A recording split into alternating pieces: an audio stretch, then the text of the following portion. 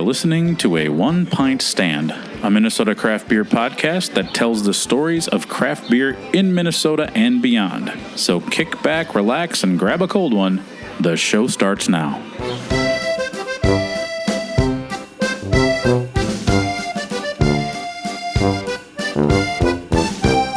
Hello, my name is Dan Bobian, and I write, produce, and host a One Pint Stand. I am ecstatic that you're listening. This podcast has been a passion project of mine since 2016. On this episode, I have the joy of sitting down with two of the co-owners from Wandering Leaf Brewing Company, Matt Holton and Rob Reisdorf. Their brewery opened to the public on April 28th of 2023. It's quickly become one of my favorite places to go and breathe in the fresh, unadulterated oxygen that is kicked out by their 87,000 different types of plants that festoon their tap room. I also love the beers that are pouring at Wandering Leaf. As Matt and Rob will allude to, they want to make sure people know that they have something on tap for everyone. So, enough of my rambling. Let's head out to the Foliage Forward Tap Room in St. Paul for my beer conversation with Wandering Leaf Brewing's Matt and Rob. Cheers.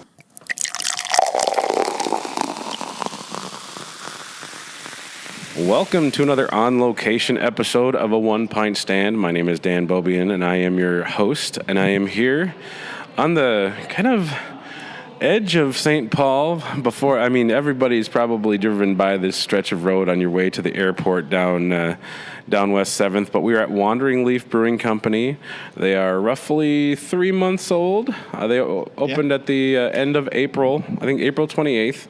I remember you and Hackamore opened like the same day, and I was like, yes, I want to. And I was at both places within like days of opening, so it was really fun. As a local St. Paul resident myself, I was super happy to see another wonderful brewery open up in St. Paul. So I wanted to thank you both for having me on.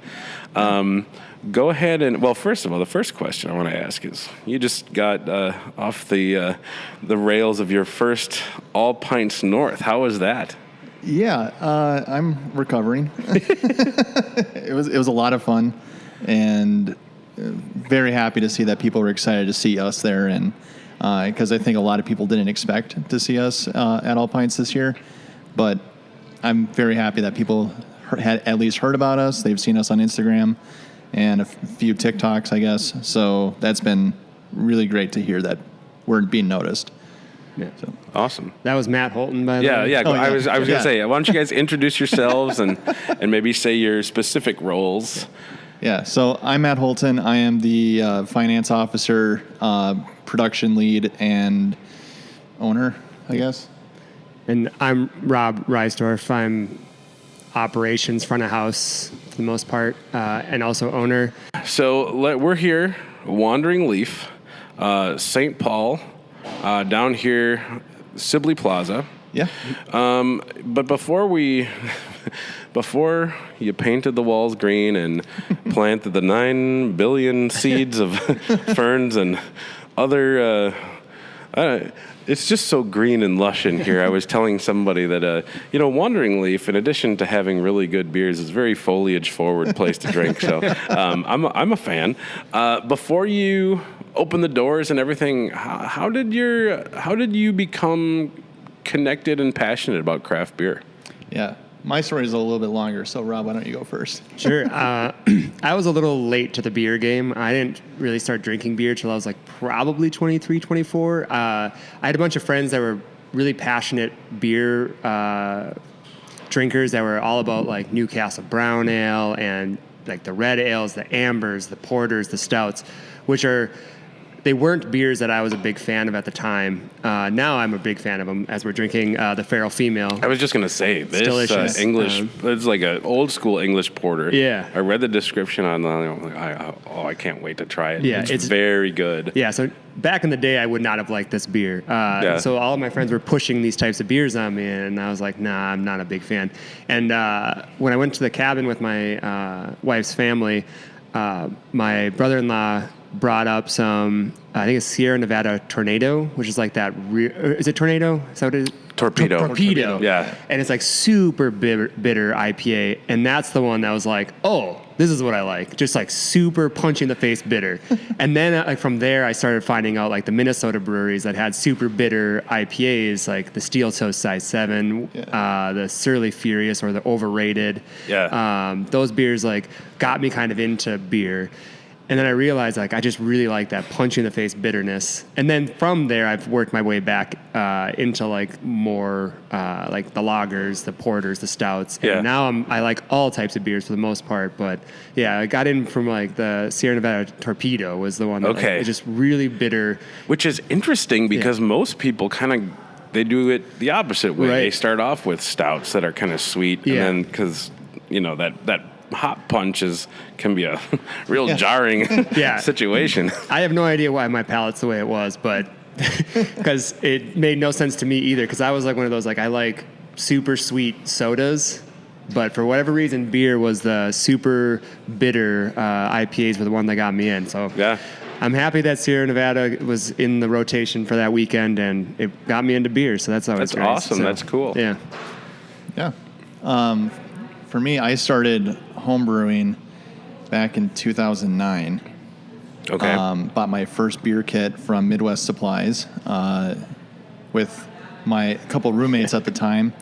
And we really started brewing early on. And I joke that I just got tired of handing my brother $40 and not seeing him for a month and a half. And because, like, hey, man, can you go to the liquor store for me? He's like, yeah. And then, you know, a month and a half later, oh, here's your beer or whatever. And like then we had the idea like, hey, we could make beer in that time. So we bought a beer kit and I was hooked immediately. I think our first batch was like some amber, like everybody else. Like, oh, like sure, an amber ale, whatever. Second batch was like a black IPA, and I just never stopped. Like everybody who was in that original homebrew club with my roommates and I, there were 6 of us. We had branded pint glasses made called Hoyt House Homebrew. We lived on Hoyt Avenue in Falcon Heights. Oh, and really? Yeah. Where, like really close to the state fairgrounds, like 3 blocks away. And we lived in this house. Walking distance from Merwin's. Shout out to Merwin's. Oh, yeah. And, so we had like a little homebrew club, Hoyt House Homebrew, and I still have 2 of those pint glasses. Oh, that's cool. And I just never stopped. And then I found myself getting a horticulture degree from the University of Minnesota. I ended up in the Minnesota wine industry for a better part of a decade, 5 years working for a winery. As a vineyard manager, then as a general manager of the winery. That was Milner Winery, south of St. Cloud. And then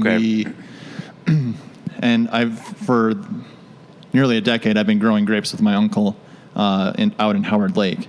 Oh, wow. And growing grapes and selling those grapes to the Minnesota wine industry. But as much as I love taking care of grapes and love growing that fruit, beer is the drink I prefer. Yeah. I'm not as much of a wine guy, but I love growing things.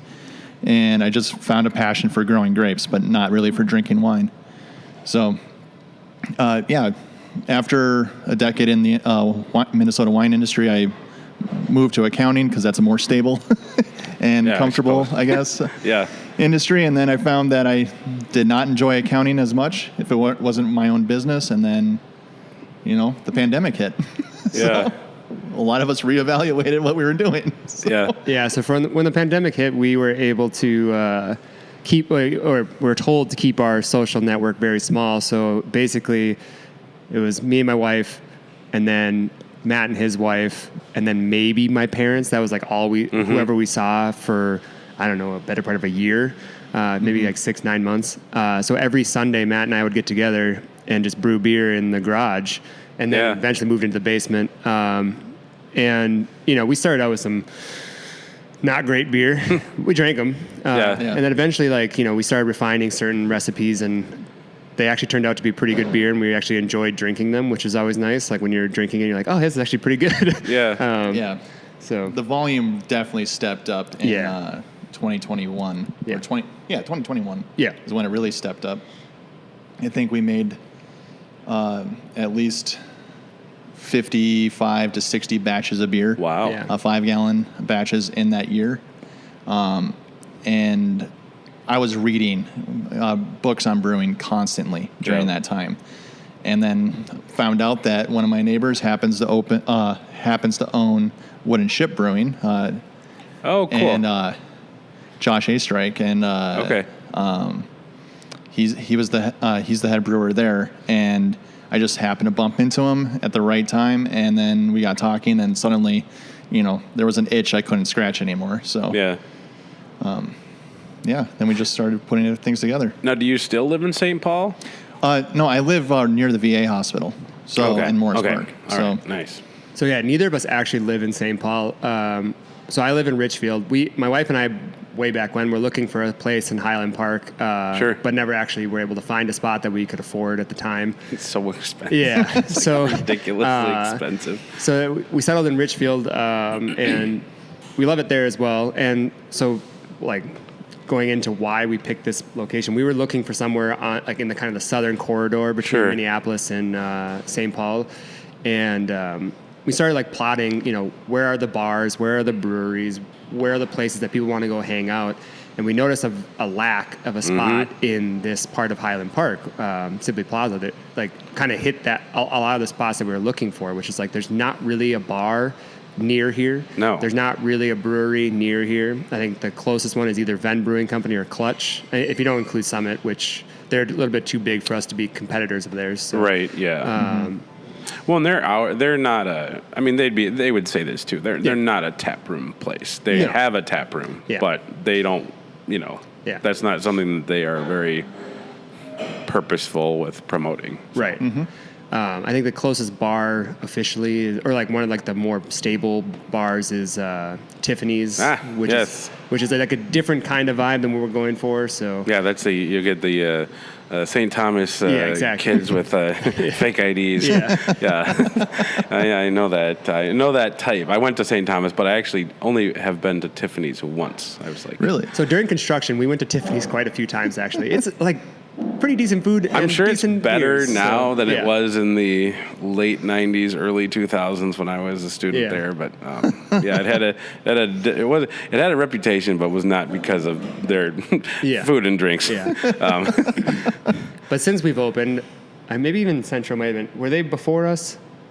Roughly the same weekend that we opened, Central also opened. So Highland Park's seeing a lot of new development up the hill from us, and it's great to see just how much is changing.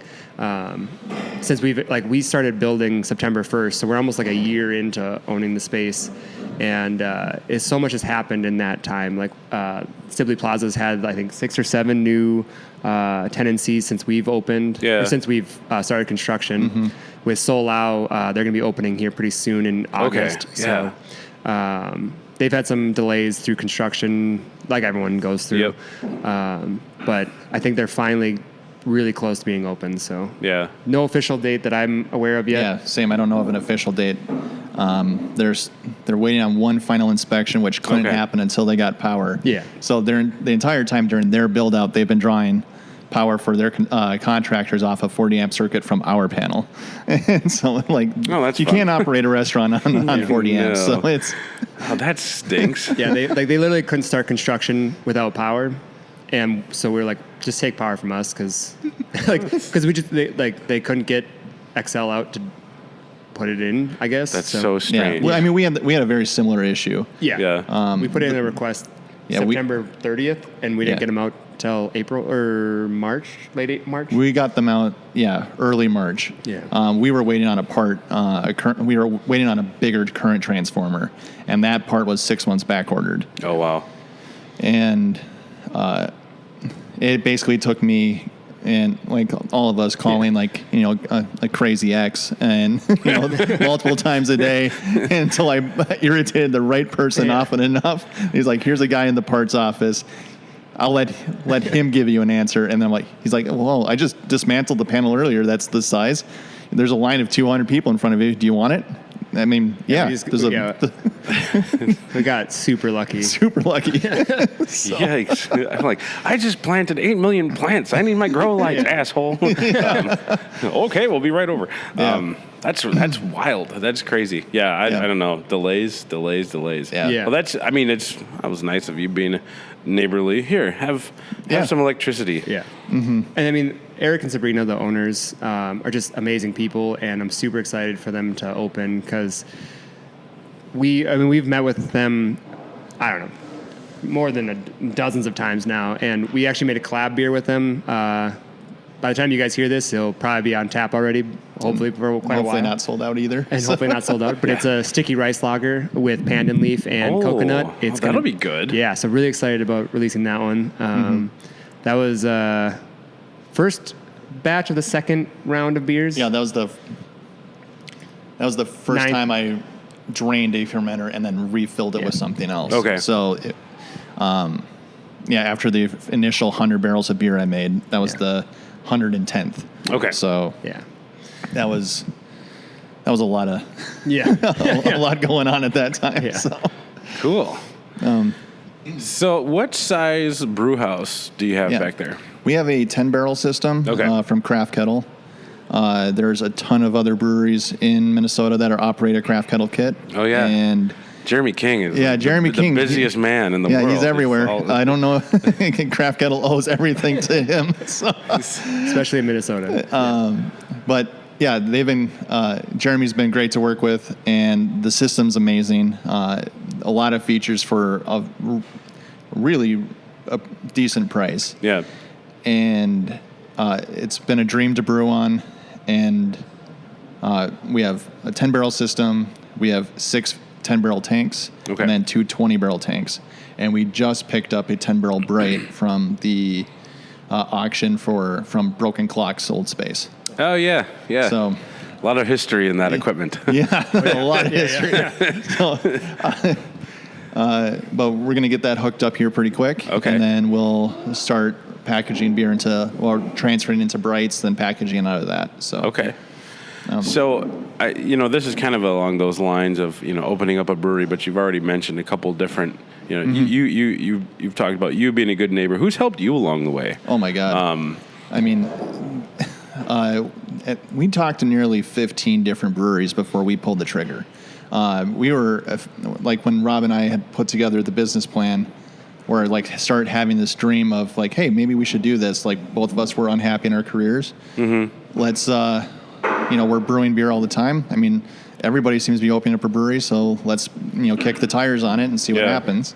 And Wooden Ship Brewing has by and far been the friendliest to us.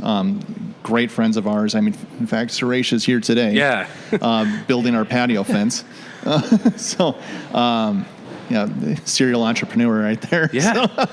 Human of many talents. Yeah.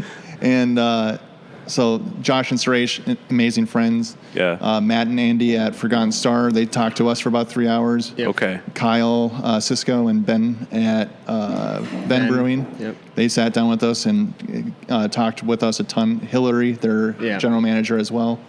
Jeremy from Broken Clock. Yeah. Justin from Omni. Tom Berg. Tom Berg at Falling Knife. Oh, yeah. Josh, Melissa. His name's Matt, but he goes by a different name. Ollie. Out at Back Channel. And I mean, the list goes on and on. Yeah. Nearly everybody we talked to, nobody turned us away. Everybody was like, here you go. If you're serious about this is what you can expect. Yeah. And, breweries don't print money the way a lot of people might think they do. Yeah. And so I guess the expectation is when you open up a business like this, you have to know what you're getting yourself into. And so that's why I think the community is pretty tight-knit because of that fact. Everybody helps somebody else. And this is a harder business to operate than you might think. Yeah. So. Yeah, I think a lot of people are just like, oh, yeah, you just, you brew beer, you sell it out of your tap, you make tons of money. And it's just it's not quite like that. There's a lot of snafus that can happen. So I kind of want to backtrack. So you said you got into home brewing, or you were doing a lot of home brewing during the pandemic, and I'm sure a lot of people told you, we're like, hey, we're thinking of starting a brewery. Yeah. Did people, like, out of the goodness of their souls, because they care about your mental health and just like overall well-being, say, please don't do that? Like that's a hard gig. What? I mean, I think everybody that we met with, for all the professional breweries that we met with, I think everybody made roughly the same type of joke where it's like, hey, we're thinking about starting a brewery, and like everyone's like, don't. All right. It's I think a lot of people go into it with the idea that you're going to make a ton of money. Yeah. You're going to be millionaires and whatever. Or that it's going to be the most fun job you've ever had. And I think eventually, like, you can have fun, and it is like day to day it can be fun, but there's a whole bunch of stress that goes with it. It's not always just brewing beer and drinking beer, because that's not the reality of the world. Right. But man, if it were, it'd be so we'd nice. all be so happy. Yeah.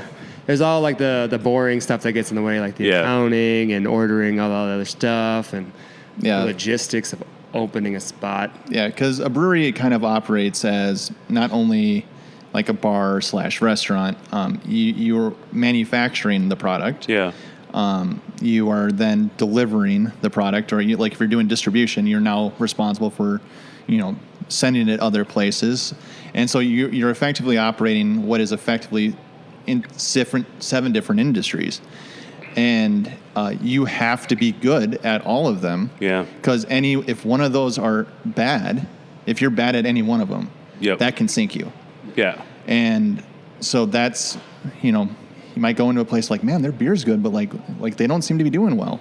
Well, there's a ton of different factors that can be playing into that. What gave me confidence, like despite hearing the feedback from everybody, like, hey, maybe don't do this. It's like, well, I was a general manager of a winery, and I had a pretty intimate idea of what it takes to operate a business similar to a brewery. And it's like, okay, well, if I account for these risks, and these and these and these, where can we see success? And one of the biggest pieces of feedback that changed the course of our direction was everybody said, go bigger than you think you need to. Get a bigger tap room than you think you need. Get a bigger system than you think you need. Eric at Insight, another one that we forgot to mention. Yeah. He jokes a lot that you're either in it or you're not.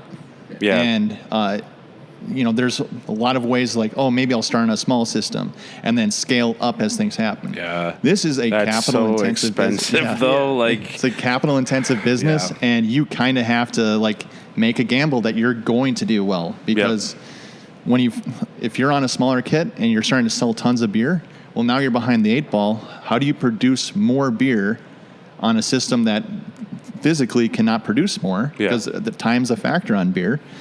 And do you have the space? Did you rent the space that can accommodate bigger system? Can you do all these other things? Do you have the cash flow to buy in new stuff? Probably not. So the easiest time to make that decision is right at the beginning. Yeah. It also doesn't help that Minnesota has some pretty weird laws when it comes to expanding. So because we're a brewery, not a brew pub. Mm-hmm. Like if we were to say let's say we outgrew 10-barrel system, which let's hope we don't for a while. I mean, it's a good problem. Yeah, it'd be a great problem. But let's say, Back Channel and a few others that have gone through this, you have to rent a second location. You have to set up a completely new production facility that only is producing beer. And then you have to also keep a current, we would have to keep at least a 1-barrel or you have to have something here to have the tap room. Because that is required by Minnesota law and all these different things. And so you got to play these games of trying to grow, but also stay within the Minnesota laws of weird alcohol production laws. So, well, and I guess luckily for you got in, you can sell beer out your door, which for a lot of places they have only been able to do so until recently. Right. So that's interesting. Yeah. Yeah. I mean, that was a big catalyst for us also to coming out of the pandemic. I think we both thought there was going to be a renewed drive to being out and about and, seeing your friends, being happy that, life is returning to somewhat normal. Yeah. So that was kind of a big catalyst for us, that we thought that there was going to be a resurgence of breweries and restaurants. So that's still remain to be seen. But, people are coming out, and we're seeing a lot of people being very happy about our location and what's going on here. So, yeah. Well, I think like I mentioned earlier, I live in St. Paul, but not including this visit, I've been here 3 times. There are breweries in the metro that I have not been to 3 times. So there's something about this place that I like. Yeah. I mean, it's just kind of it's a very nice environment. I like all the plants. It's just like, the beer is good. It just feels comfortable. Yeah. And my grandparents grew up in Highland Park, so I know this area. There's a lot of people around here that have been clamoring for something like this. Yeah. So I think that the location is great.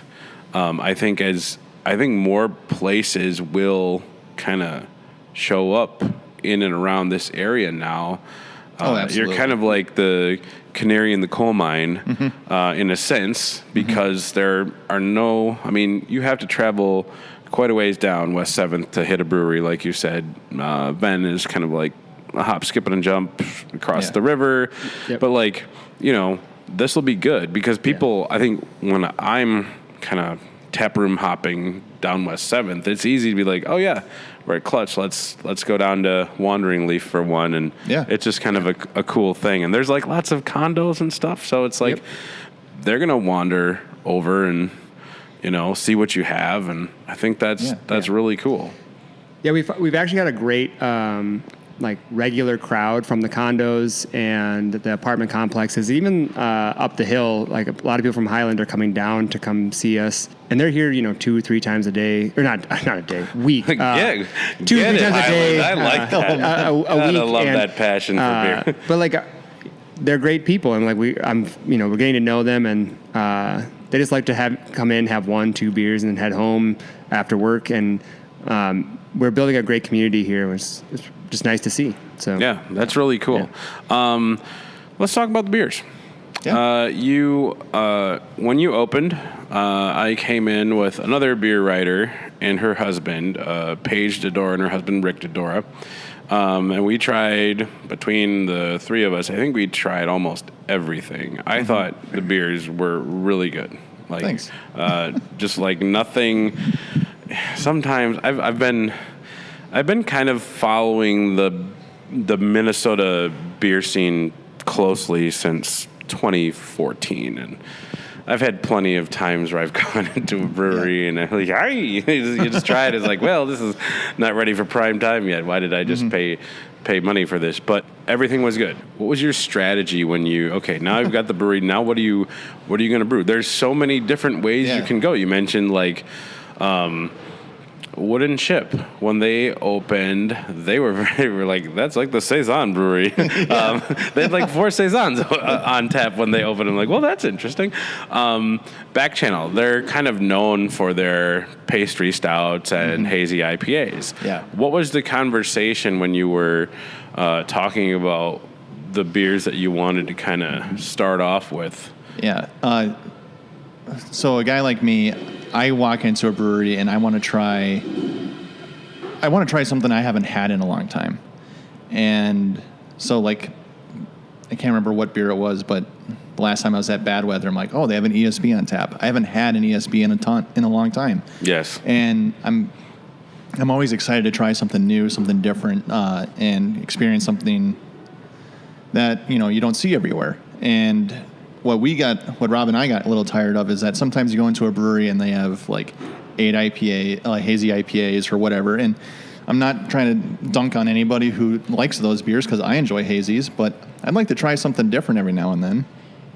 And we both have family who don't appreciate that style and they like a lighter beer or something else. And so we're like, well, we need to make sure that we have a beer for everybody. Yeah. So if you walk into our tap room, you will find a beer that suits what you like to drink. So we do try and maintain a couple lighter beers, a couple hoppy beers, a couple sours, a couple darks, and then we'll get weird with the rest of it. Yeah. And That we actually took away from Wooden Ship Brewing as we watched Suresh do some acrobatics outside. But yeah, because that's a similar thing that they try to achieve in their tap room. I mean, they are fairly well known for saisons. In fact, our first collab beer with them was a saison. So, but we want to make sure that there's something unique and interesting for everybody when they walk in here. So, just to add to that, we also have a seltzer. We'll try to have a seltzer on tap that we produce here. It's our seltzer. One of the things that we're trying to stick away from is making the overly sweet, overly fruited seltzer. It's going to be a seltzer that if you're a beer drinker, you'll actually appreciate the different combination of flavors. Maybe someday we'll make a superly overly sweet seltzer, but try to get that crowd too, I guess. So. I mean, like we said, we want to have something for everybody. Yeah. Well, and so the beer we're drinking right now, this porter, I think is a really kind of to what you were saying, Matt.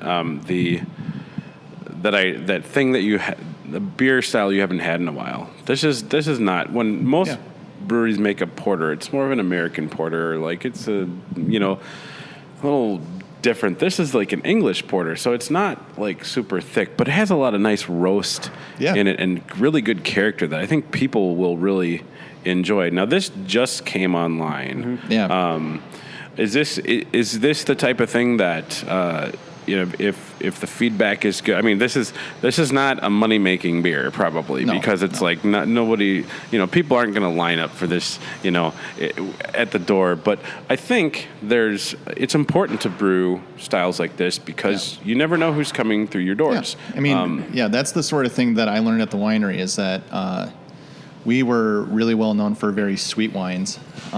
That seemed to be what St. Cloud wanted to drink, and so that's kind of what we catered to. But I felt like the dry wines that we produced were fairly solid. I mean, Minnesota wine gets a bad rap, and usually for a good reason. But I felt like with the dry reds that we made were really well made, and that was often a surprise to the people that walked in our door, because not everybody comes to a winery or a brewery expecting, wanting to drink a hazy IPA or a sweet white. Right. Every now and then they're going to want something a little different, and if you don't have something for those people, well, then you completely miss them as a customer. Yeah. And you're never going to get them to come back, or if they do come back, they're going to get dragged there by a friend, and that's not the sort of vibe we want here. So. I think also that, we want to have a style of beer that you're going to like. But the nice thing is that if we have, say, the English style porter, and you're a regular and you always drink a certain style of beer, let's say the hazy IPA or the pale ale, and you're like, well, I want to try something different. Well, you've been a regular for a while. The bartenders got to know your styles. Yeah. And then how about this? Let's try this a 5 ounce or a 3 ounce or whatever pour of the English style porter. Let's see if you like it. And we can start. We built that trust with you that you like the other types of beers that we've made. Let's try a different one. Yeah. Let's see if we can push you on this. So for example, we have a lot of people that really like the light beers that we have on tap, whether it be the New Zealand Pils or the cream ale. That was a good one. Yeah, I like that one. Or the cream ale. And I've had a few people that are like, well, I want another light beer, but I want something a little bit different. And I'm like, well, how about the Schwartz beer? It's a dark lager. It drinks light, but it's really dark in color. Let's try that. And then when they get the little taster of it, they're like, oh, this is great. Give me an 18 ounce of that beer. That's awesome. Yeah. And it's one of those you can slowly push them into styles that they might not immediately be like, oh, I want to try that. But over time you gain that trust with the community. Trust us on this. It's not a money making beer. You put on a hazy IPA, it's going to be your best seller. It's just what it is. But you can slowly push them towards other styles of beers, and you can kind of teach them different types of beers that, I was a hazy IPA drinker and a super bitter IPA drinker. And now over time, Matt has pushed me towards other beers. And I'm like, okay, I get the appeal of this now. Rob, you've hit on something that I think is really important.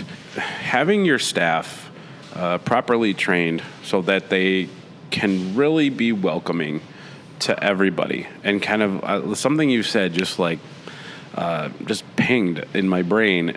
You said once you get to know the regulars, you kind of know what they like. I don't know how many brewery owners really understand how important that is. Oh yeah. The regulars are your bread and butter. And I think like if you can train your staff to kind of keep an eye out for regulars, but also like somebody new to be like, hey, do you want to try something? When I walk into a brewery, if somebody says, would you like to try anything? Immediately I feel like welcomed in, and I'm like, oh, okay, this will be good, because it shows that they care. Yeah. I've been to plenty of breweries that like I walk in, I don't give a shit. Like nobody, like, oh, what are you gonna have? Hi, like, hello, how are you today? It's like, but he, like, people. So I don't necessarily think that is just like a given or something that people expect. And it was just, I was very pleased to hear you say that's kind of like what is happening here. The several times I've been in, I've always felt welcomed, just because your staff is very friendly and very easy to engage with, and that's just not I wish that were like the industry standard across the board. It's just not, though. That is definitely the kind of culture that we're trying to cultivate. But one of the things that we're like really trying to do is, like, Matt and I have worked the bar occasionally when, a bartender calls in sick or they can't make it for a shift. And one of those nice things is like we get to see how things go. And so when we pick up a shift, we are a bartender. We're not the shift lead. We are doing what the shift lead tells us to do. Yeah. We're just seeing how a normal day will go.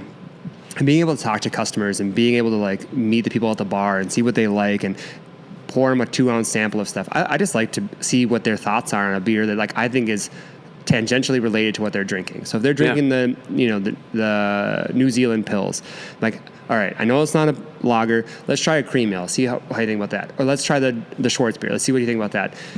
Just to like, they're sitting in the bar. They just want to try different beers. They got their full pour, but I'm going to give them a couple 2-ounce pours just to see what they're liking. And that the next time they get a beer, now I have a better idea of what they like, what they don't like. They might not like every beer that we have. That's fine. But now I know that like the next time that you're getting a new beer, I have a better idea of what I can serve you. Well, and they've had that positive experience, and they're gonna come back and not be intimidating. Craft beer is intimidating. If you don't know what you're getting into, coming into a place for the first time, if you're like never had a craft beer, you look up and you see a bunch of things like, I don't know what these words mean. Yeah, that can be scary, and it's not a.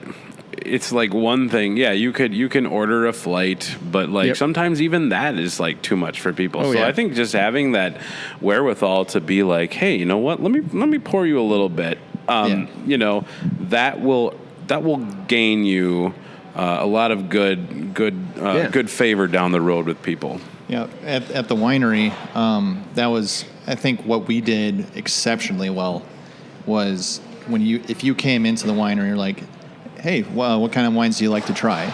And, I would hear anywhere from, like I drink only California Red.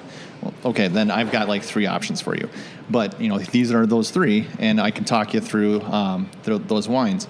But like for a sweet wine drinker, I'm like, okay, do you like red? Do you like white? Do you like, do you like more dessert wine styles where it's very sweet? Or do you like something that's, I don't know, like rosé and like semi-sweet? And I could kind of, after those first few sips of like pouring samples, I can start to kind of find the one that you're going to love. Yeah. But I got struck by lightning here, and I remembered what I was going to say. The culture that we're trying to cultivate here is that I feel that breweries are kind of feeling more of a coffee house kind of vibe. Than they are like a bar. And so like this is a place where you come and you hang out with friends. Staff are friendly. They're here to make sure that you're having a good time, that you're drinking something that you genuinely want to drink. And with craft beer, it can be a little challenging to branch outside of what you like because you've had bad beer elsewhere. Yeah. Like we've all had bad coffee in several establishments, and like, well, I'm not drinking there again. And so now you need to figure out a way to make sure you find the beer that customer is going to enjoy. Yeah. So, and I think that's the beauty of local coffee and local beer. So, yeah.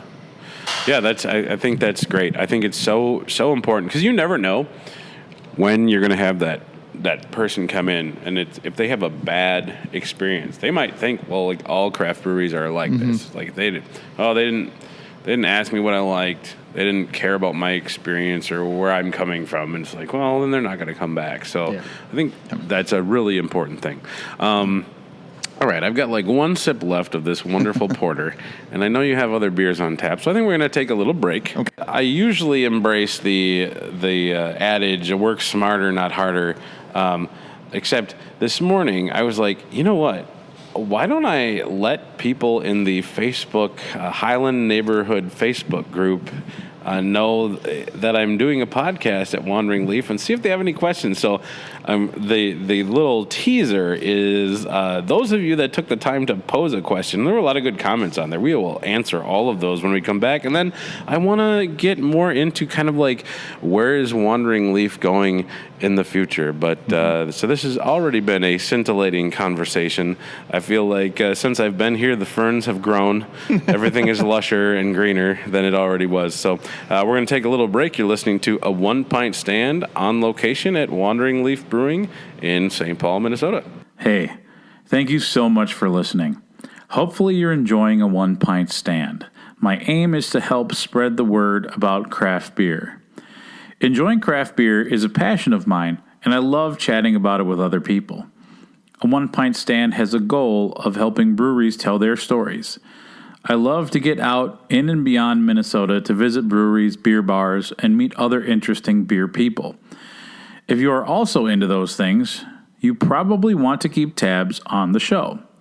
So go ahead and follow a 1 Pint Stand on Instagram, Facebook, and Twitter. We would also appreciate any and all positive reviews on Spotify and iTunes to help make it easier for other craft beer listeners to find us. If you like reading about craft beer, I started my own blog, and all of my writing can be found at a1pintstand.com. After 8 years of writing as editor-in-chief at Beer Pluma, it was time for me to start my own blog. So make sure you check out the blog for some interesting craft beer content of the written variety. I truly appreciate you listening and taking time to enjoy our stories. Now, back to the show.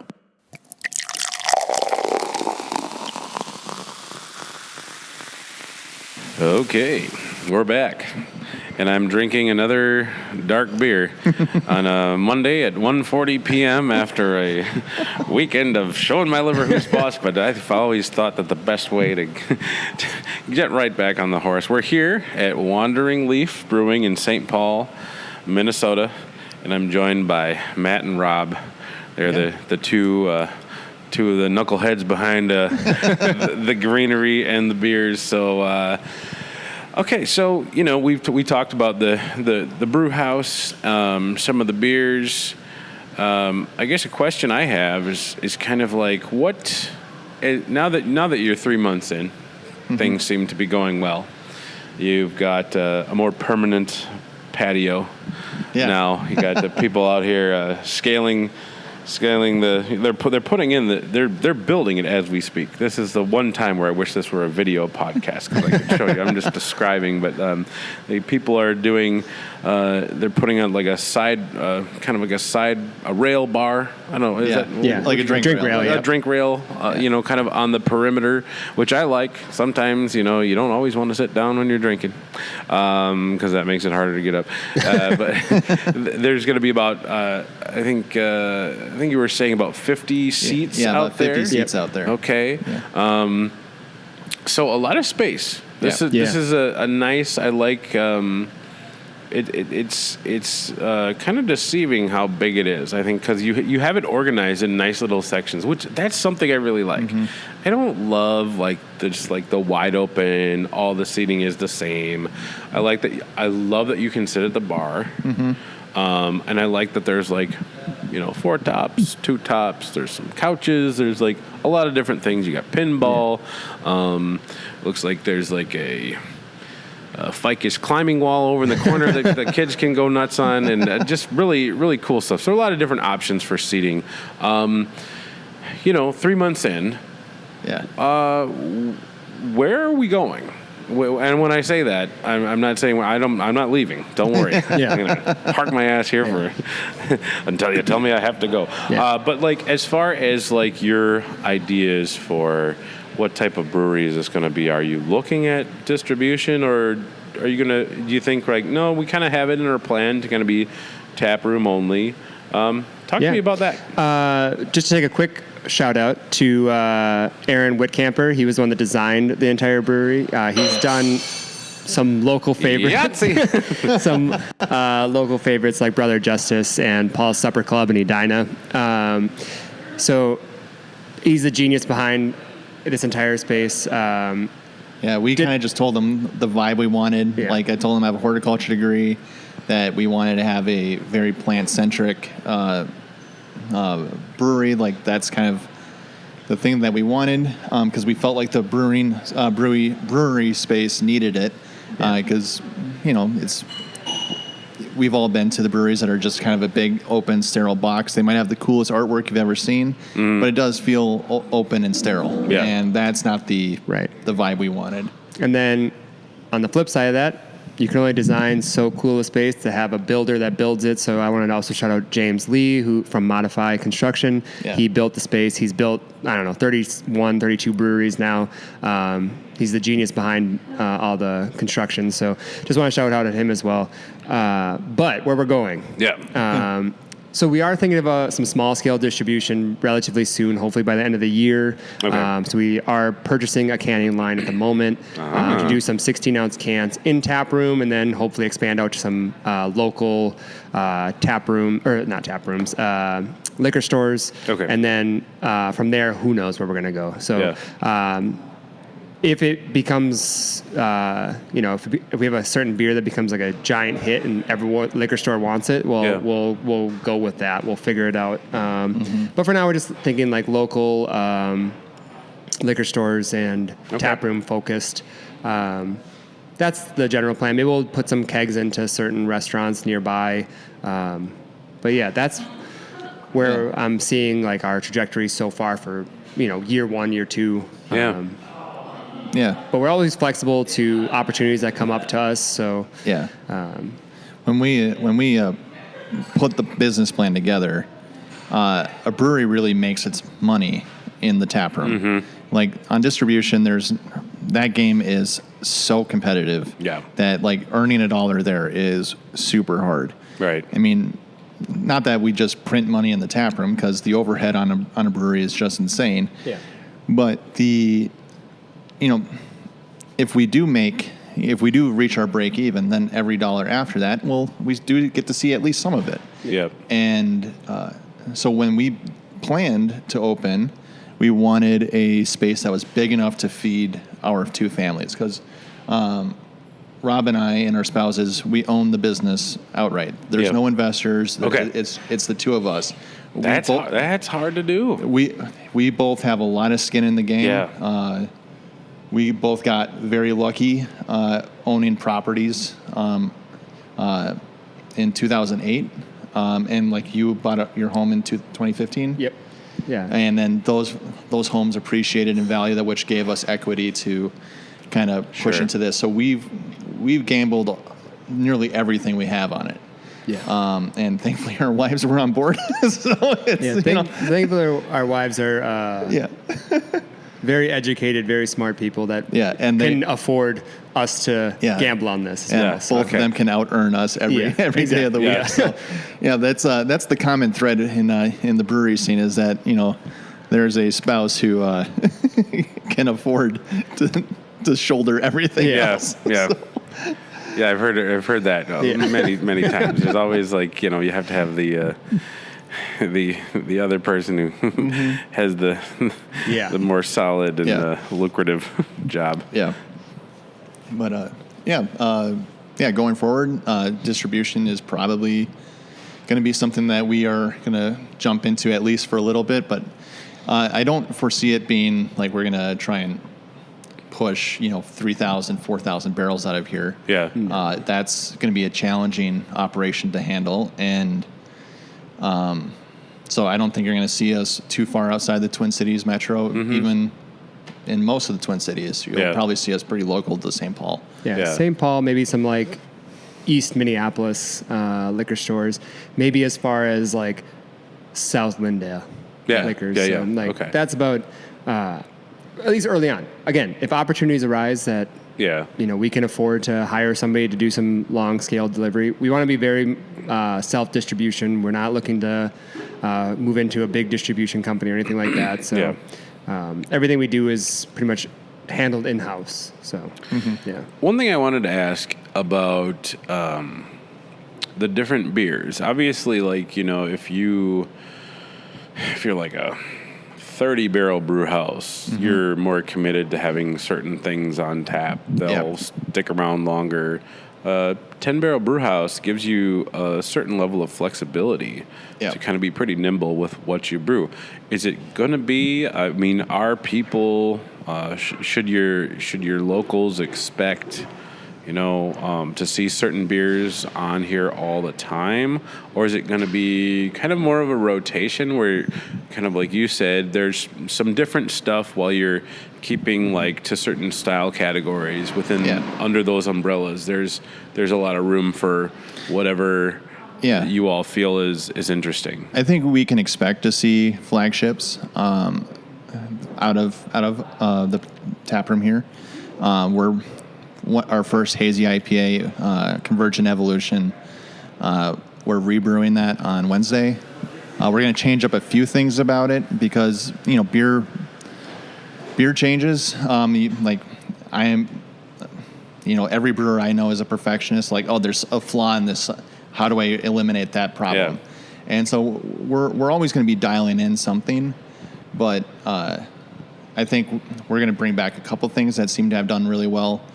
And then, we'll always have something new and interesting on tap. But I think eventually we'll see flagships. We just want to see how the community likes, what the community wants to drink. Yeah. And we're definitely listening to the feedback of the people who live around us and who kind of keep supporting us. Because I don't make beer for me anymore. I don't make beer for me anymore. So well, as just a local hunyuk from Como Park, I would say that this English porter, I would love to see that be at least if not all the time thing, a semi-regular. That beer was so good. Now I'm drinking the Schwartz beer. The Night Owl. The Night Owl. This is also quite delicious. Yeah, I'm a big fan of the Night Owl. That's one of my favorite beers to get. But I think for sure seasonally certain styles will come back. Or regularly come back. I think we want to do a fest beer pretty much every single fall, and then we want to do maybe like a Mexican lager every spring. Okay. And there's a bunch of different types of styles of beers that, whether it's the same beer or like a variation of the same beer, it'll come back. So like one of the ideas for spring, we've been kicking the can around is a Mexican lager that's finished either in a tequila or a mezcal barrel, and then maybe or do both, and then have like a staple, like just no finish in a barrel. I know Erica, our head brewer, is itching to get into some barrel aged stuff, and that was going to be my next question. Because I know that because she was previously at Unmapped, but so I know it, and kind of speaking of Erica, what an amazing get. For sure. Quite talented brewer. What was when was she brought on board? She was around pretty early. Okay. So I brewed the first 16 beers that came through, but she helped finish all of them. Okay. Her input definitely changed the trajectory of all of our beers. And she's really good friends with Suresh, one of our best friends in the industry, and they connected the two of us, and that was right at like startup for us, where like I'm starting to realize of like, hey, all the tasks I have to do as both the brewer and as an owner of this business, well, it's suddenly like becoming a serious challenge, because I was burning 14-hour days, 7 days a week. And I'm like, well, this isn't sustainable. No. And I'm like, okay, well, I'm staring down the barrel of that. And Erica came around at the perfect time, and we had a few things that happened in May where I'm like, okay, well, I can no longer afford to be even on the brew deck. So I need someone else to kind of take this lead. And at this point, I'm like, all right, Erica, here you go. Just go, please make the beer. I've got so many other things I need to handle. Well, and I think there's, and I get why, like, there isn't always a talented brewer available to hire when you get to that point. Yeah. And unfortunately, I think that's one of the biggest pitfalls with a brewery that's just opening, that they like, oh no, I can figure this out and do all this stuff, but you need that professional pedigree if you really want to stand out. And I think the days of like just somebody who doesn't really understand the professional expectations and hasn't done it, to start off with somebody who just has no professional experience, I just think that's not, you're stepping into the batter's box with 2 strikes. So I think like huge get for you all. Erica is a fabulous brewer. I can't even begin to tell you the number of sleepless nights I had before we even were able to start brewing. I'm like, okay, I've staked my home on this. We've borrowed an insane amount of money. Like, all right, I have to show up. I have to perform here.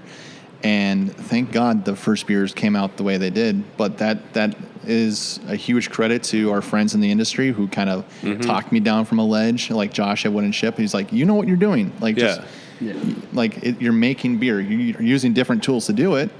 But like, I brought Josh a couple samples of homebrew that I had. He's like, yeah, these are solid. Like, the flaws that he was finding in the beer I brought was not really a result of bad practice, just like the equipment you use as a home brewer just sucks. And so it's like, you have better tools now. You know what you're doing. Keep going forward.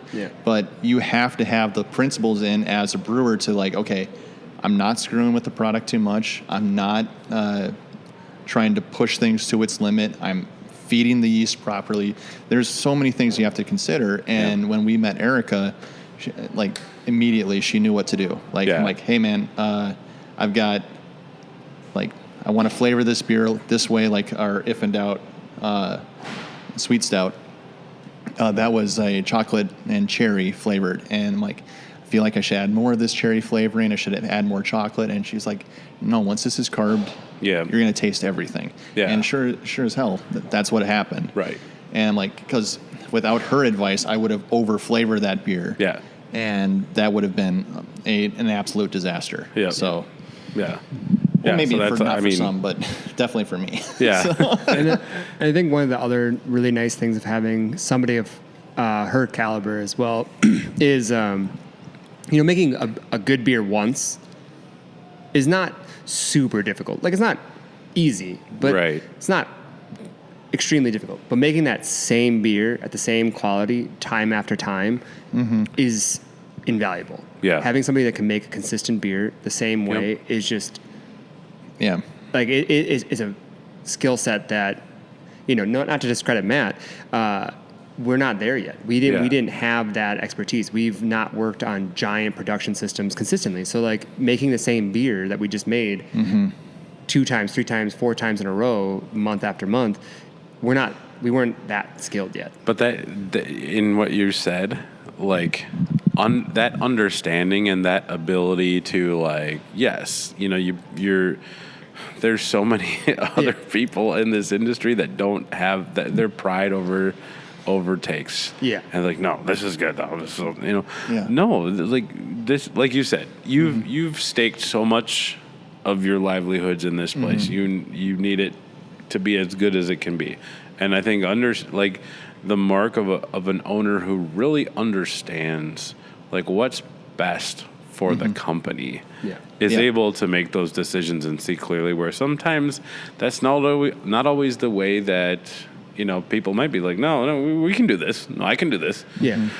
Can you though? Like, it's, so that's really good. No, this is, every beer I've had has been brewed in a way that is quality forward, taste forward. It's as it should be, and that should be the case every time, but it's not. So that's why hats off to you, hats off to Erica. These beers are fabulous. The funny thing about that is we have dumped a batch of beer. Oh yeah. And See, and again, it was that sucks. It hurt.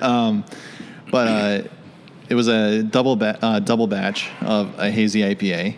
So it was an expensive beer to put down the drain. But there's actually kind of a fun story with it because we went to CBC this year in Nashville, and basically to look at canning lines. That was the main that was the goal. Yeah. Yep. But I decided to go sit in on an enzymes class, and learn about what's breaking and understanding of how beer is made. And I'm sitting in this class, and they're talking about how diacetyl can be formed after dry hop if there were if the yeast hadn't fully attenuated the beer, and you've chilled down the beer. When the yeast wakes back up, it can form diacetyl, which leaves a buttery, silky, kind of gross texture. The old movie butter popcorn. It's oh god. That's the most pleasant way to describe it. And for sure. Or butterscotch. I tell people about this flaw, and they're like, "Oh, I want to try that in a beer." I'm like, "You do not." Yeah. I could give you several suggestions of places you can go find it right now. But I won't because I'm not a jerk. So they're talking about this, and I'm sitting in the audience going, "Oh no," because I had just dry hopped a beer before we flew out, and I'm like, I didn't add ALDC, which is something I can add to the beer that cuts out the precursor for diacetyl formation, and I have that here, but I didn't add it at dry hop. And I'm like, and I'm just hearing this. I'm like, oh no. And then I come back, and Erica had come in while we were at CBC to take care of the beer and keep monitoring things. And then it was basically her first week of full-time work was when we left for CBC. And I just see on the brew sheet on the tank that says butter bomb. I'm like, no. And so we played In the Arms of an Angel as we dumped it down the drain. And it was, it was. Yeah, at the end of the day, I don't ever want to put something that tastes terrible into somebody's glass. Right. And we have a standard of quality, but that's the only batch we've had to dump, and that's because I hilariously screwed it up. Yeah. But and it's just a bummer that it's a bummer to have to dump any beer, but hazy IPAs, they're like you said, not cheap. That's hops are.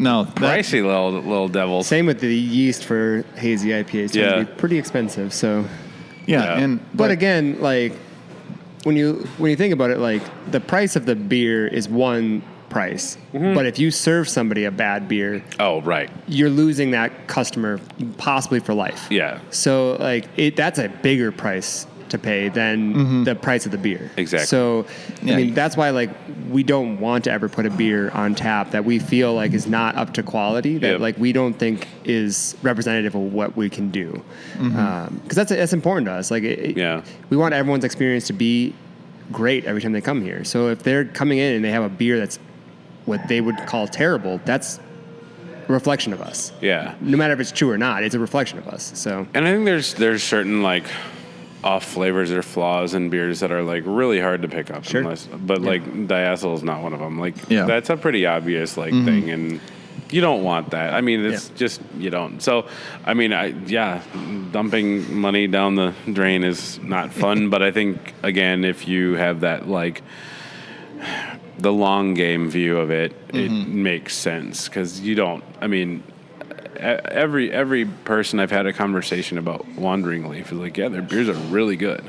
And nobody said anything about they had this double IPA that was so that's good. That's great to hear because it's that I can't tell you how many sleepless nights I had over all of this and making sure that this was that we were delivering the kind of product that people would want to see. And for me, the Minnesota craft beer industry is mature enough to a point where good beer is expected. Yes. If you are not providing good beer, why are you in the game? Yeah. Because this is the problem that the Minnesota wine industry has, where people go to a Minnesota winery, the wine's bad, and they write off the entire industry as, well, all Minnesota wine's bad. I would say there's probably 5 to 7 wineries in the state that are making exceptional product. Yeah. They're charging an extreme premium for it because, they know they got something good. And the wine industry isn't nearly as collaborative as the beer industry is. Yeah. I do think that's why Minnesota beer, in my opinion, is top notch. I've gone to a lot of cities, and I've had great beer in other cities. Yep. But the average in some cities is not there. Yeah. But I think that as long as you're willing to ask and meet people in the industry, they will tell you everything you need to know about a beer. They'll collab with you. They'll come give you some trade secrets. They'll do whatever you want. When we, as basically home brewers, that were hey, we were thinking about starting a brewery, people were so receptive to the idea of hey, let me help you with some ideas that I've had, or let me give you some critiques on what your business plan is saying. Yeah. People in Minnesota, they're very helpful.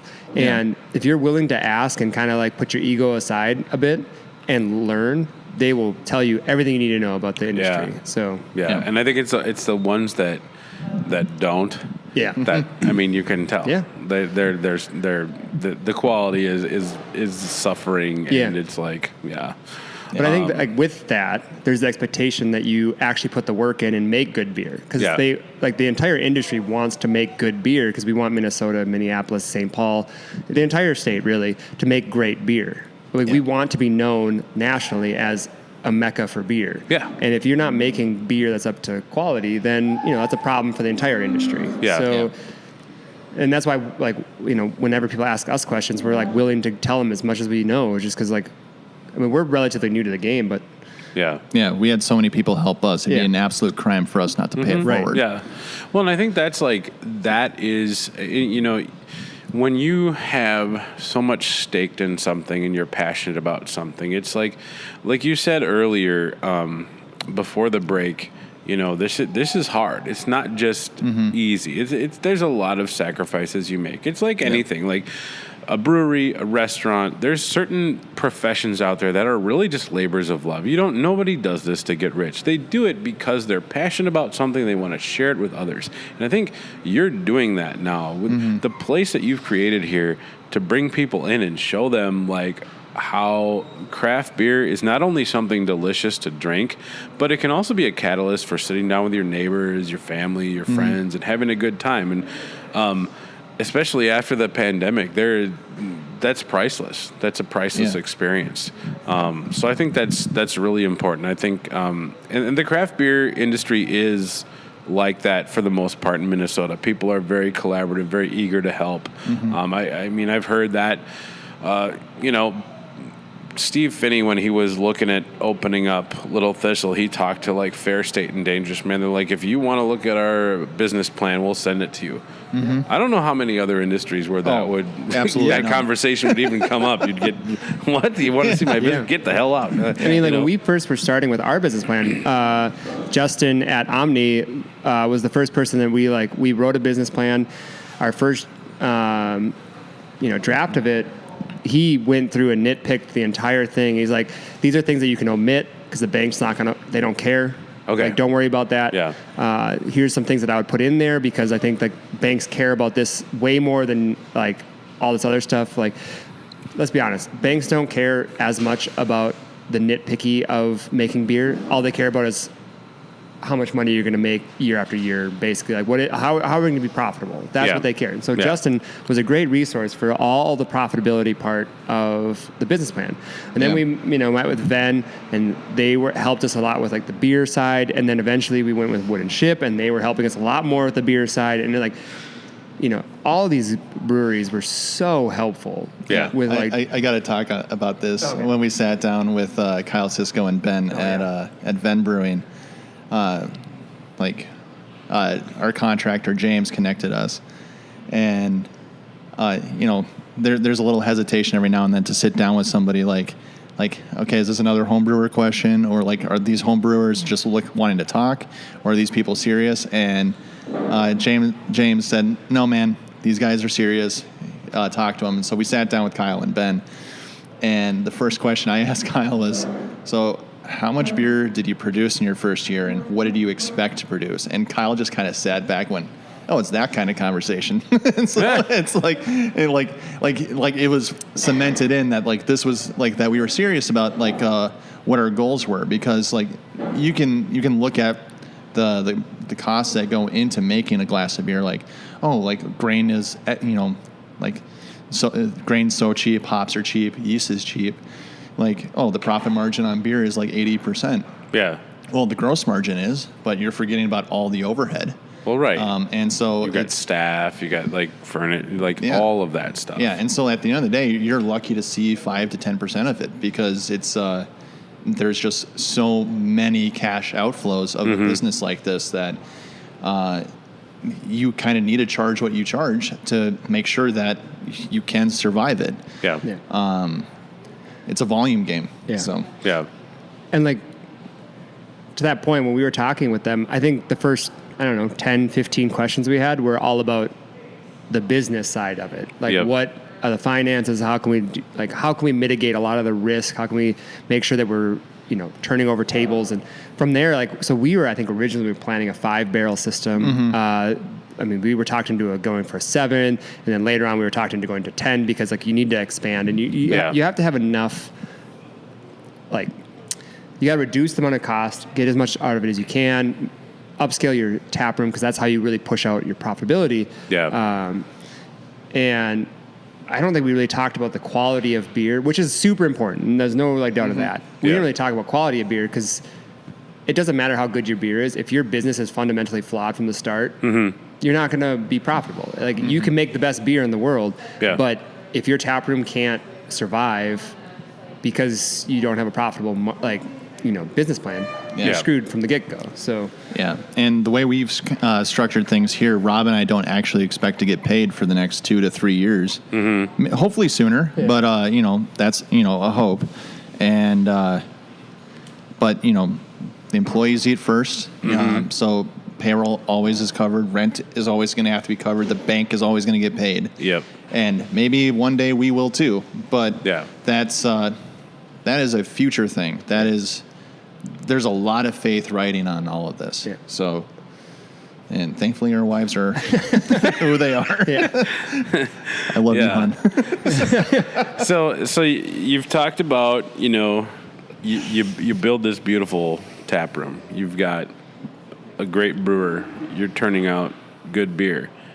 What has been your strategy to try to get the word out to the people that need to come in? How are you drawing in? I follow you all on social media, and you do a variety of different types of things, and it seems very purposeful about being inclusive. And so talk to me about bringing people in. What's that strategy like? Yeah, so a lot of our strategy from the get-go was basically organic growth. We kind of felt that making a welcoming space, making purposeful choices to be welcoming, and then having word of mouth be a big driver for that was kind of the initial strategy. It's helpful that both Matt's younger brother, Greg, is a social media manager. He's very talented in what he does. He that's his profession. So he's been helping us with strategy. My wife uses her creativity side to actually build some posts and whatnot. So we're lucky enough that we can actually do it all in-house for basically free. But they're very talented at what they're strategy focused. But I don't think we've spent much money on marketing. No, and that might change here, but yes, it will change, but for sure. But we do plan to keep hosting events, so like Drag Bingo, for the foreseeable future, I think it's going to be every other Wednesday. That's awesome. Basically every other Wednesday. So not this isn't giving a spoiler because I know we were going to talk about some neighborhood questions and Q&A, Yeah. but several people on the neighborhoods love the drag bingo. Yeah. They're so happy about that. So Mark, or Sassy Sadie, is a good friend of my wife and I, and they do drag for in their free time, and that was a fun event that they brought to us, and we're like, yeah, this is something that we want to bring to the neighborhood. This is something that we want to make sure that we're inclusive on. It's not just around for Pride Month. It's going to be around for a while. And trivia is another big driver for us now that we have Trivia Mafia coming in every Tuesday. That's going to be another big thing. But we also have the capacity to host big events here. The landlord owns this entire property, and so there's a street that runs right by the brewery that separates our patio and a patio for a future restaurant. We can close off this entire area and effectively hold a block party. Yeah, because there's a lot of space. Again, not a video podcast. Sorry, folks, but I'm looking out. Yeah, there's a ton. You could have a lot of things happening back there. Yeah, so some ideas that the landlord and us have talked about is potentially even holding like a music festival, having multiple bands in the back, having temporary liquor license of some sort to bring in some alcohol or like hard alcohol and wine, or then we'll serve the beer in the tap room, whatever it is. Those are some ideas in the future. And then also, we're going to start potentially doing a board game night with Level Up Games. That's in the same strip mall. Okay, so yeah. we've been, kicking that idea around with them. We're trying to figure out what's the best way of doing that. I do think we're going to try to do a Magic the Gathering release party for the next major release. I think it's every quarter that they do a big release for Magic. So pinball nights. Yep, pinball nights. That's coming in October, I believe. We're going to have tournaments for that. So yeah. So like we want to keep hosting events, farmers markets, produce swaps, whatever. I know people are going to start harvesting a lot of stuff from their gardens here really quick, and everybody grows way more than they can eat. And so bring your stuff to the brewery and hand it out with your neighbors, and just sharing the joys of what you grow in your garden. So now, I know you normally have a food truck, I would say maybe Thursday through Saturday. We're Tuesday through Saturday is pretty staple now. Sundays and Mondays are sometimes shaky. Sure. So. Are people allowed to bring in like takeout? Yep, or is that for sure. All right. Yeah. All right. And and obviously you've got eventually the brick and mortar next door. Yep. Say the name of the place again. So Soul Lao will be opening soon. There's also 5 Star Cafe. They're an Ethiopian restaurant that's nearby. They also make great food. So they're about 2-3 doors down. So yeah. And then there's Antigo's. Is about a block away, and then there's a Subway. Subway, yeah. And then there's Agagil. Who doesn't want to eat fresh when they're pounding the night owls? So there's also, I'm going to butcher the name, but I think it's Agagil. It's another Ethiopian restaurant. It's about a block and a half away. They also make great food. And then eventually, give us a year maybe, the landlord's trying to put in another restaurant across the way from us, literally like next door.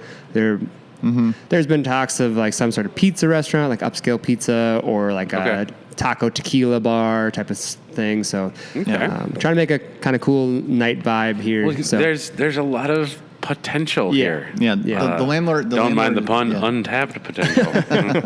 The landlord is very committed to redeveloping this property, and there's been a lot of vacancy here for a long time. Yeah.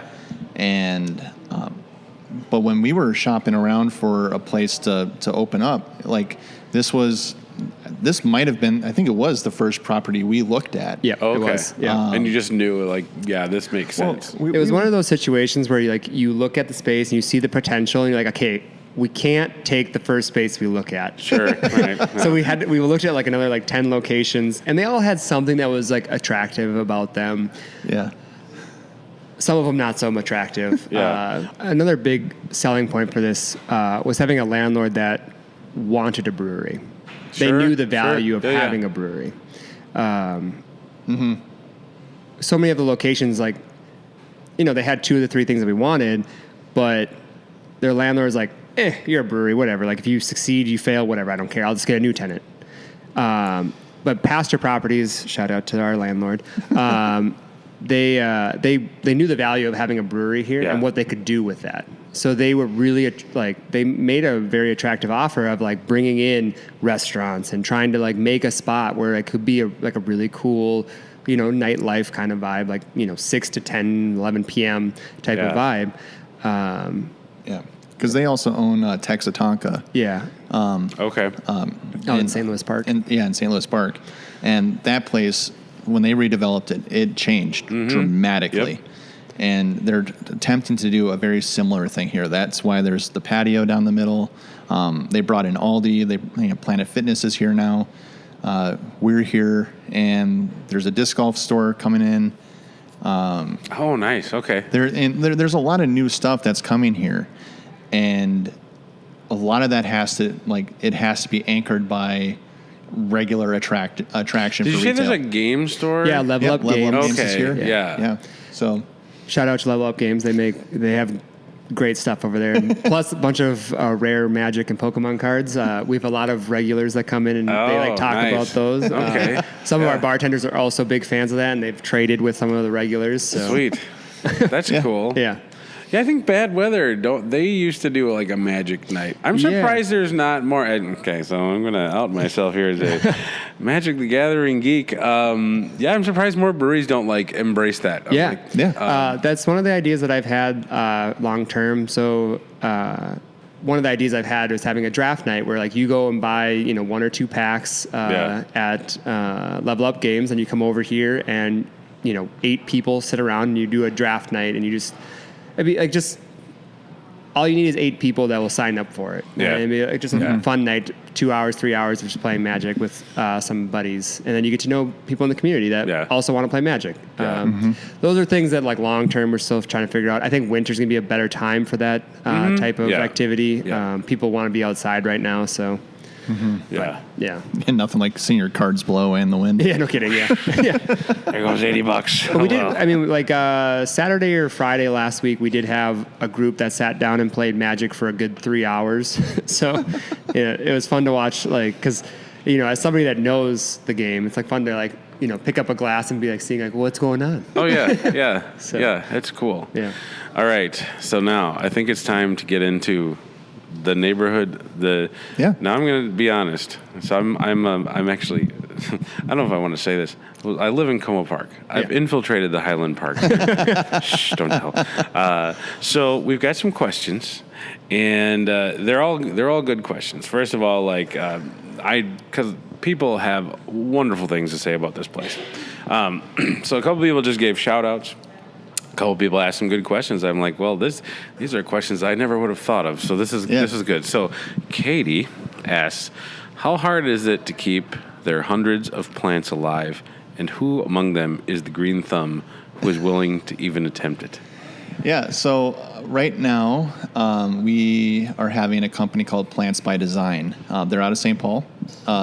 They are the ones coming in weekly to take care of the plants. It takes them about 2 to 3 hours to water everything, prune everything up, treat for bugs and whatever else. They are currently handling that. They've been amazing to work with. But both myself and Erica have green thumbs, and Erica hosts a terrarium event here. A couple times she had a pop-up plant sale not too long ago, and that went off really well. But maybe eventually we'll take over the care of our own plants. But that's, whenever I find infinite time, that's the main problem right now. Well, and it's you said, plants. Yeah. I don't know. It's really hard. Again, not a video podcast. I wish it were. There are a butt ton of plants in here. Yeah, there's so many. We've got some ferns. What are the ones that are up that are kind of like? Yeah. So those are vines. Yeah, they're pothos. Pothos. Okay. And the really mature ones that are trailing down or looping back up, that I've hung back up, those were my mother's. Oh, cool. That she gave to the brewery. So, because the idea is the whole top trellising, I guess, Well, those plants will eventually hang down, and the plants from the bottom will grow up, and they'll meet in the middle and kind of create private spaces within the brewery. See, I love that. That's cool. That'll be great. But because, buying mature plants for 300 square feet of planter space is expensive, we put a mixture of new plants in plus mature ones. And we're going to start pruning here pretty quick. We'll be rooting some of those, and those who want them are free to take them. Because I've got some spider plants as well that are throwing some spiderlings. I'll root those, and anybody who wants them can just ask, and they can take it home with them. Awesome. Take part of the brewery with them. Yeah. Okay. Well, Katie, thank you for your question. That was good.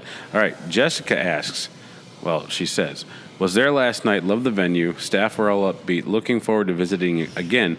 I'd like to know, is there a plan to expand into seltzers or hard sodas? As a basic beer drinker, I love when there are more options. Yeah, I think the plan currently is to always have at least one seltzer on tap. Currently, we have a seltzer and a hop water for a non-alcoholic option. Once we get the canning line in place, having more options for seltzers is going to be a lot easier than taking up a full tap line. Yeah. Erica and I have a different possible approach for that, too. Okay, great. They also have a different approach for that. Yeah, this was something that we talked about this weekend at Alpine's, because we experienced this at a couple different booths from Alpine's where they flavored the seltzer as they poured it. So the thought is potentially making a neutral base seltzer that's highly carbonated, and then adding a syrup that we make in-house, so that we can have a new interesting flavor on all the time, or multiple flavors, so that, like, if you drink seltzer, I can give you something like a suggestion that came up this weekend was salted plum. And that sounds interesting. I've never even thought to put those flavors together. But we can make a simple syrup. I've poured of that. salt on a wound, but never on a plum. So that's very interesting. Could be a and so like there's a way for us to do this that doesn't involve tying up 4 or 5 tap lines for seltzer, but and still catering to an audience that wants to be in our space but doesn't drink beer. Yeah. And that's something that we're trying to be very cognizant of. So that's a good question about the seltzers. That was Jessica. Lisa A. We had actually 2 different Lisas chime in. A lot of Lisas in Highland Park. Lisa A. says, would love to know about NA beer options going forward, given the number of folks who don't drink alcohol but still like a good beer. I know you said you have the hop water. Yep. And I had that when I was in here one time. I was like, okay, I want to drink something else, but I also need to drive safely. So we've been crushing a lot of the hot water. So generally speaking, once you killed the Michael Golden, Michael Golden, it's like I gotta drink something else. So like I wasn't generally a big fan of hop water. I've had Lagunitas and a couple others, and I was like, it's not for me, which is fine. Yeah. But then Erica made this one, and it's just a nice alternative to just normal carbonated water flavors like LaCroix or Bubblies or whatever, and it's just a little bit on the bitter, but not. It's like it has that that hop flavor. Yeah, but there's not like that essence of it, but it's not like. And it's really refreshing, and I was really surprised by it because I wasn't expecting to like it because I've had so many different ones. So having just like that hop water on there, or we've talked briefly about having an NA beer of some sort. We've talked to ABV Tech, potentially shout out to ABV Tech.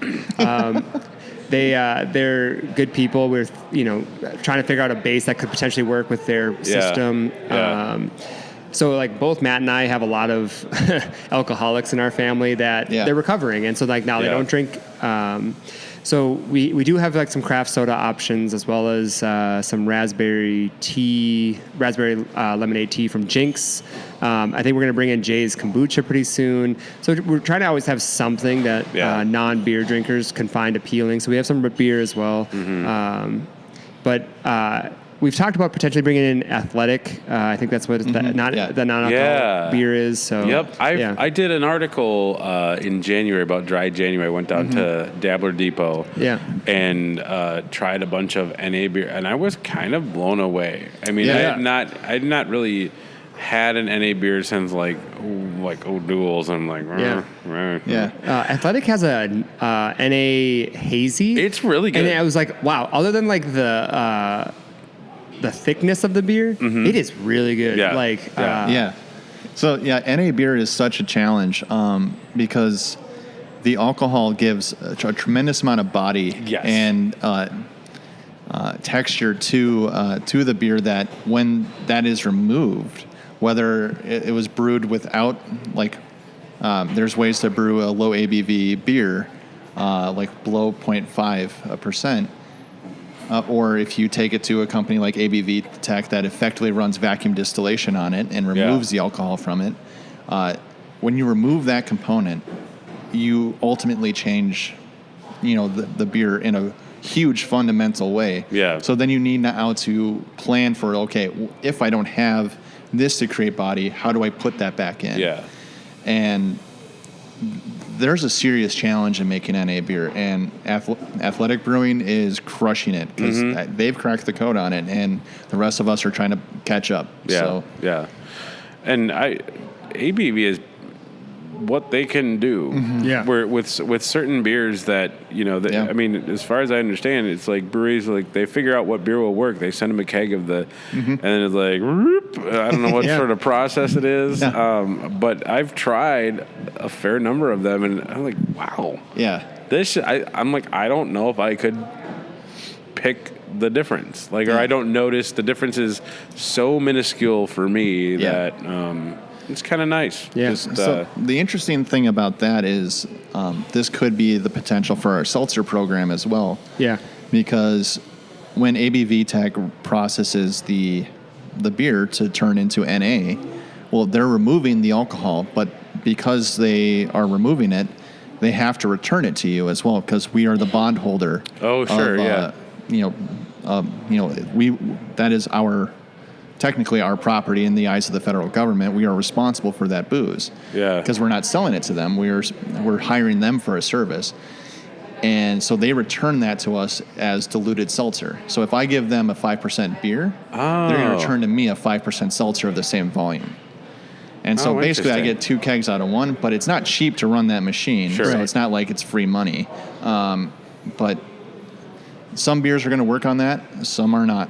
Yeah. But if we brew a beer that we're like, hey, we think this can work for NA, well, suddenly we might have a base for a seltzer that we can carbonate and make into a delicious beverage. So, Oh, that's fascinating. Yeah. So many options. Yeah, now. there's options now. Yeah. So we are certainly exploring them. Yeah. Okay, cool. Well, thank you, Lisa A, for your question. Now we're moving on to Lisa E.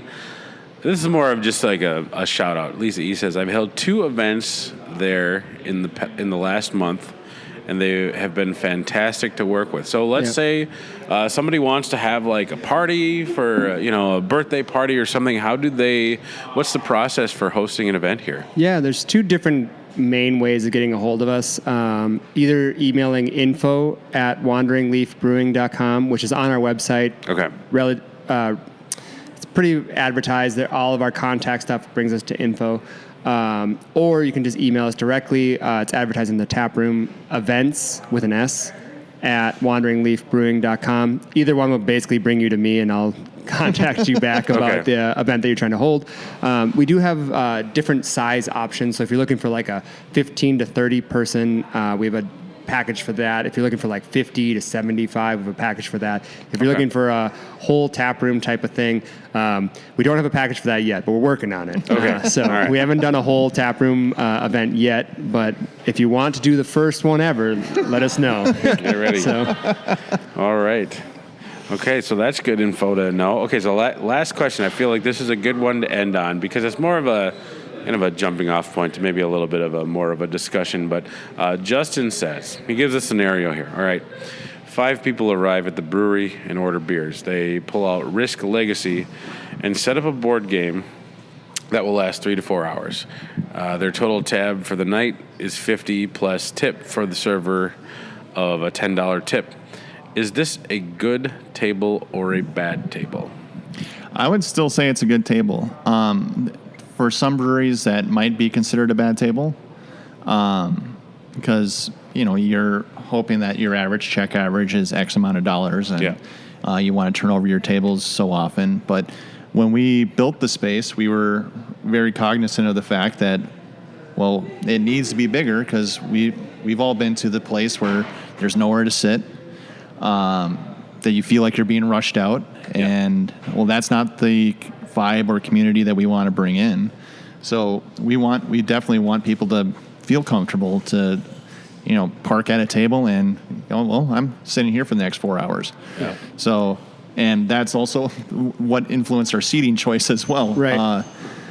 We spent a little bit of extra money to have more comfortable padded seats, both at the bar Thank you and at the that. tables. Because, I'm not trying to chase you out. I want you to sit down, be comfortable, and feel like you are welcome here. Yeah.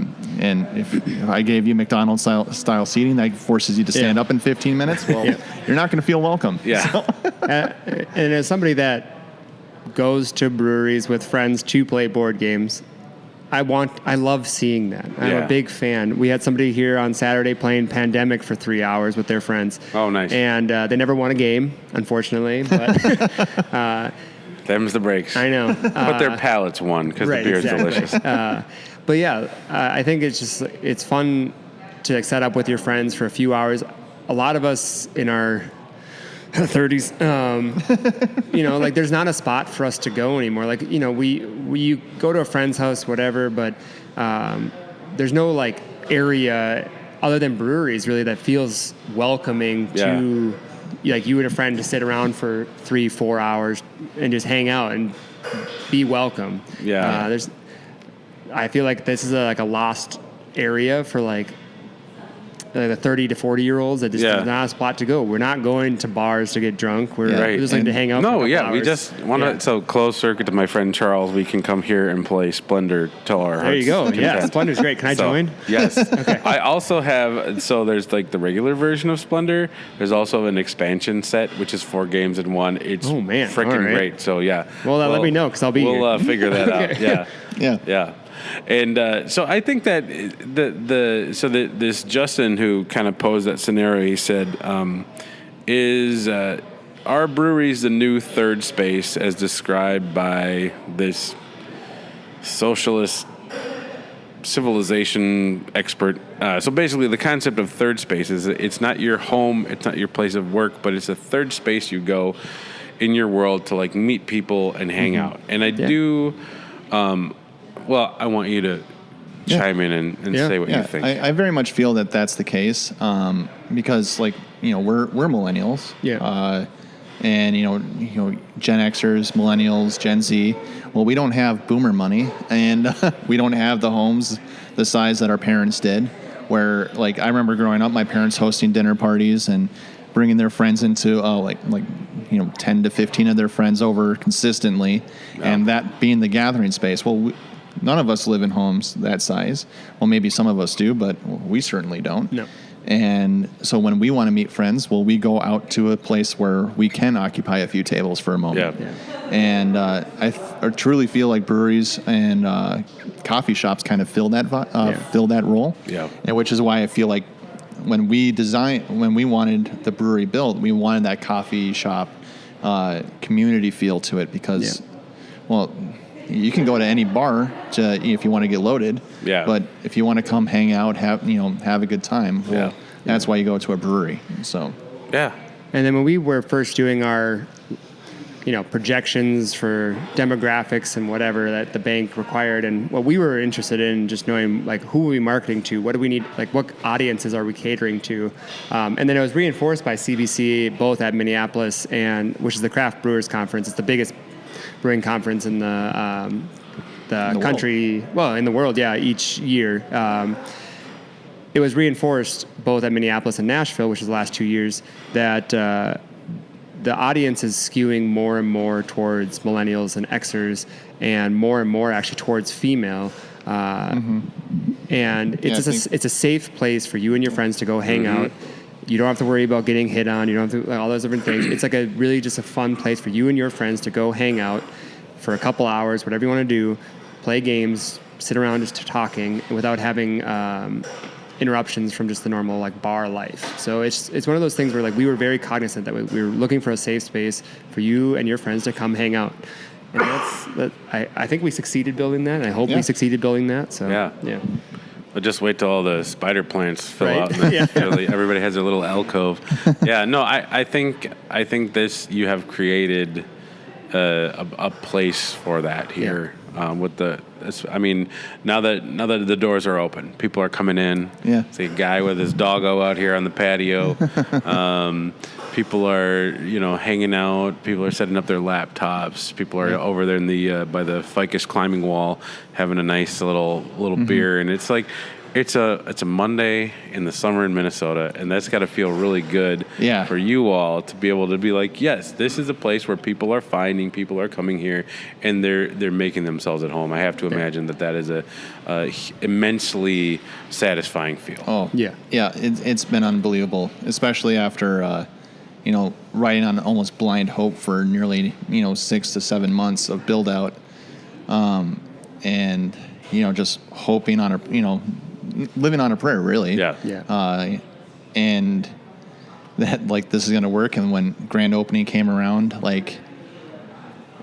I can't even begin to describe the amount of relief I had. It's just like, okay, there are people here. People heard about us. That they seem to like the space. They seem to like the beer.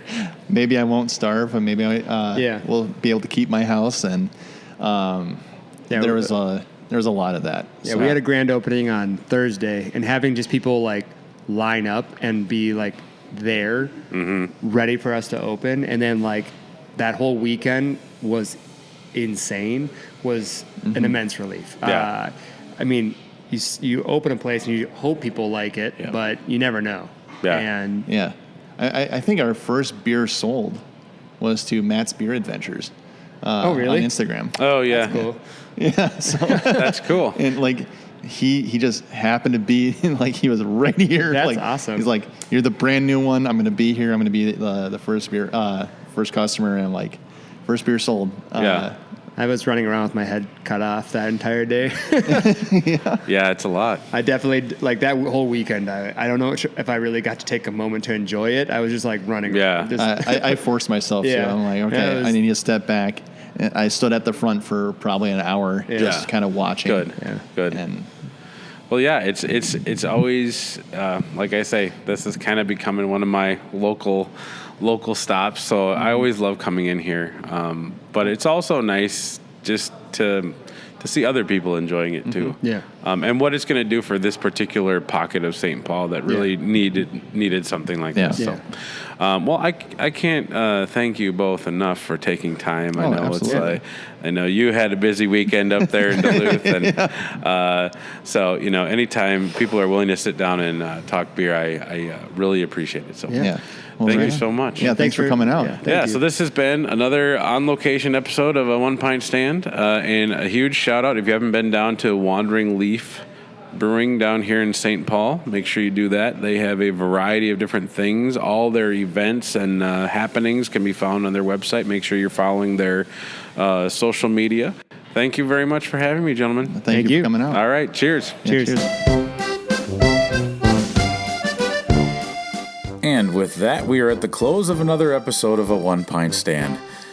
I sure had a wonderful time chatting with Matt and Rob at Wandering Leaf. We had so much fun talking beer, and then we were finished recording. Matt and Rob whispered something to each other, and then Matt asked me if I was interested in partaking in a brewhouse tradition. I was a little worried because I was thinking, what am I going to do? Am I going to have to endure some type of spanking with the leaf of a banana tree that they keep in back? I was a little skeptical, but I said yes. And then I came to find out that the brewhouse tradition is nothing crazy or perverse. It's just simply shotgunning a can of hams and then crushing it and playing disc golf with the crushed can in the brewhouse. So that was super fun. I love a little well-mannered frivolity as much as the next guy, so I was happy to partake. Fun fact, I've actually participated twice, and my score is up on the garage door. I'm sitting at even par, and it's written in Sharpie. Another fun little thing, At the Autumn Brew Review, I stopped by Wandering Leaf to try their pumpkin beer, which was fantastic. I suggest you give it a whirl. Lo and behold, Matt he tried to tempt me with a can of hams, but I told him I want to save that for the Brew House Disc Golf Course. I love that St. Paul has another great place to drink. The entire crew at Wandering Leaf are nice and knowledgeable humans, and I implore you to check it out if you haven't been there yet. So, thank you so much for listening. I'm Dan Bobian, and this has been another episode of A One Pint Stand, a Minnesota craft beer podcast where the pants stay on, but the caps come off. Cheers.